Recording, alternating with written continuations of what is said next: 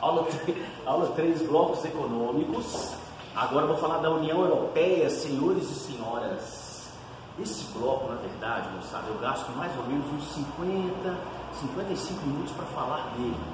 Como a gente está fazendo uma videoaula, eu não tenho tempo suficiente para ficar aqui 50 minutos para falar da União Europeia. Então, o que eu vou colocar para vocês? O essencial no quadro. Tá? Vou falar de uma forma mais rápida. Você que está assistindo em casa bonitinho, vai pausando o vídeo e vai colocando no seu caderno. Tá bom? Por que a União Europeia ela me toma muito tempo? Porque esse bloco é o bloco mais avançado que existe no mundo. Ele chegou no 4º estágio de desenvolvimento, certo?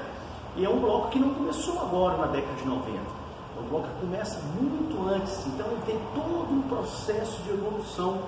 Então todo um processo histórico que foram acontecendo coisas importantes e eu tentei mencionar essas coisas, esses fatos para vocês aqui no quadro.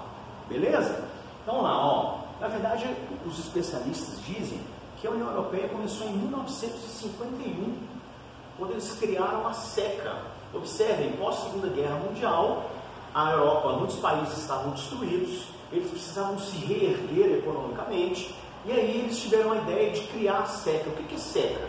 Comunidade Europeia do Carvão e do Aço. Ou seja, eles resolveram trocar, vender, comercializar carvão e aço a preços menores, a preços, vamos dizer assim, sem impostos. Na verdade, eram 6 países que resolveram fazer isso. Então, como eu disse, os especialistas dizem que isso é a semente, é o germe que vai dar início ao bloco mais conhecido hoje no mundo, tá? O mais avançado, vamos dizer assim, o espelho a ser seguido por outros blocos. Então começou lá em 51, em 57 eles, vamos dizer assim, mudaram de nome, passou a se chamar Comunidade Econômica Europeia. Na verdade, novos membros entraram no Tratado de Roma, que eles fizeram na Itália, adesão de novos membros, eles queriam progredir economicamente, eliminar barreiras, e aí o bloco ele vai, nesse processo histórico, ele vai avançando, ele vai atingindo novos países. Em 1992, eu coloquei isso no quadro, teve um tratado na Holanda, né, Maastricht é uma cidade na Holanda, onde eles resolveram adotar o nome União Europeia, certo?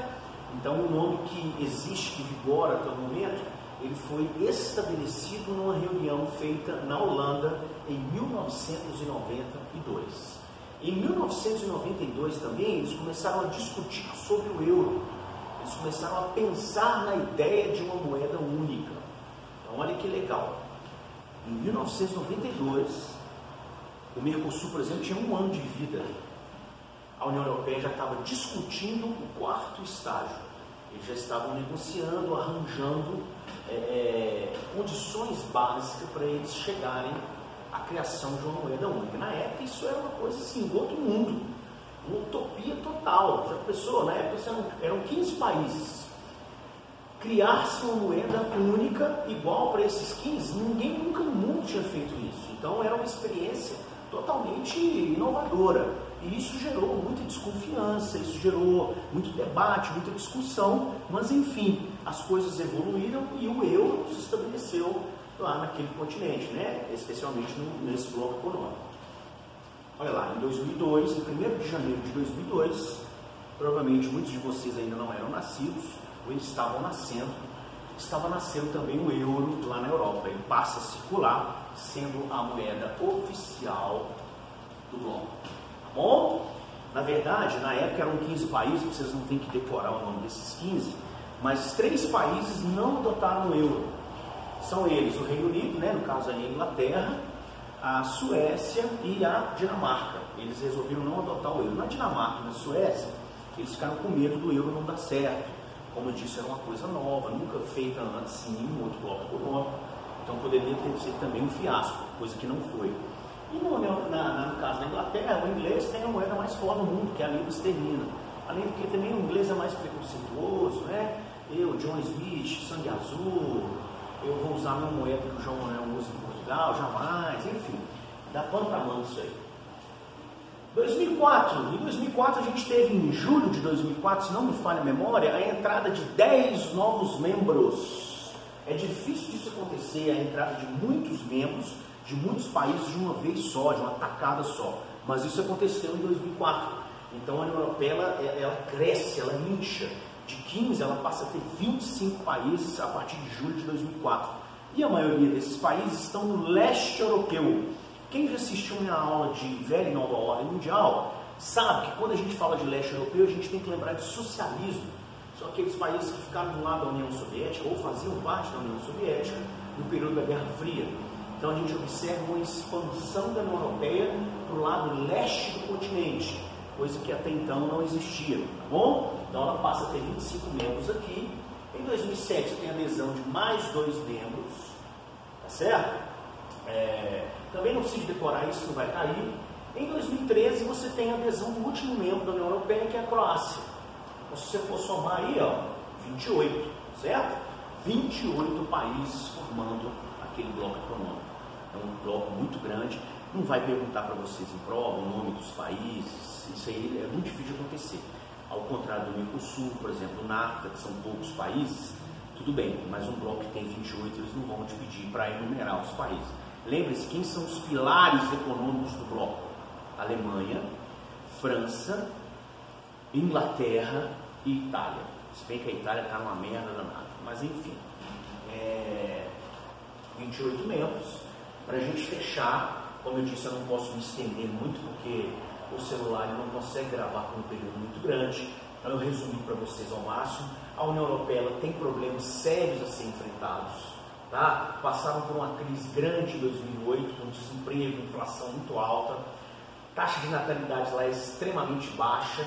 A Itália, por exemplo, a população é muito idosa, precisa de se renovar, senão ela vai sumir do mapa. Com o coronavírus piorou mais ainda. Então você tem países lá que tem problemas sérios, apesar do bloco ser um bloco, como eu disse, espelho a ser seguido por outros blocos. Mas eles não são só uma arte de rosas, não. Você tem problemas, xenofobia, né, que nós vamos estudar mais para frente também em outras aulas, problemas econômicos, focos de tensão lá dentro, então são vários problemas. Enfim, em 2016, você tem Brexit, que é também o que está dando pano para manga, eles estão falando bastante sobre a saída da Inglaterra, na verdade o Reino Unido, né? Que está, onde a Inglaterra está inserida. O Reino Unido ele é formado por Irlanda do Norte, Inglaterra, Escócia e País de Gales. Uma votação, fizeram um referendo em 2016 e 52% da população vota para sair do bloco. Uma condição histórica, uma condição anormal. Por quê? Porque, primeiro, que a União Europeia é um bloco modelo. Eles conseguiram um nível de integração social, política e econômica que nenhum outro bloco econômico conseguiu no mundo. Segundo, que geralmente os países pedem para entrar para um bloco, não para sair. Então, a Inglaterra, remando ao contrário da maré, em votação, em referendo feito pela população, eles votam pedindo para sair do bloco. Por que isso aconteceu? Na verdade, isso está acontecendo ainda, essa saída é lenta. A votação aconteceu em 2016, mas os prolongamentos dessa saída, eles se arrastam por anos. O que eles dizem? O que os geopolíticos, especialistas em política e economia dizem? Eu escrevi lá no quadro para vocês e vou ler juntamente com vocês. A União Europeia atingiu o 4º estágio, onde as leis supranacionais, ou seja, que vão além do país, atropelam as internas, o que coloca em xeque o poder dos estados, dos governos.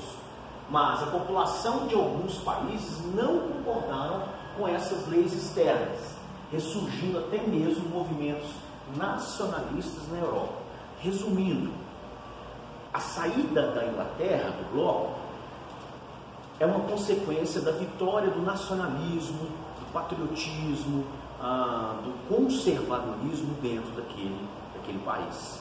Tá certo? Então as pessoas insatisfeitas com esse inchaço, com esse crescimento meio que desordenado da União Europeia nos últimos anos, o povo que mora na Inglaterra e também nos outros países do Reino Unido, eles insatisfeitos com esse inchaço, com essas regras que eles têm que seguir para todo o bloco, Então eles insatisfeitos pedem um movimento contrário, um movimento de saída.